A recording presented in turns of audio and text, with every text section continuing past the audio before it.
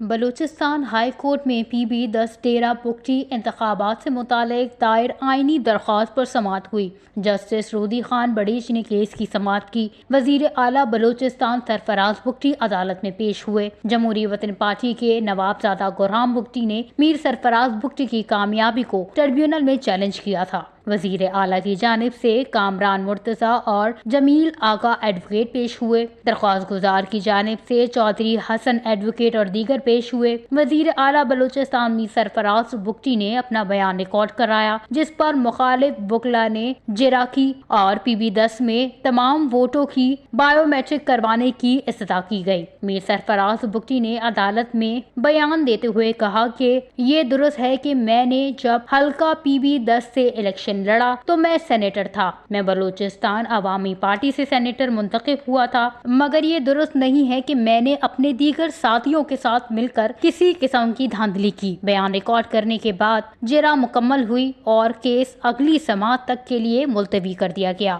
وش news, Quetta, Balochistan.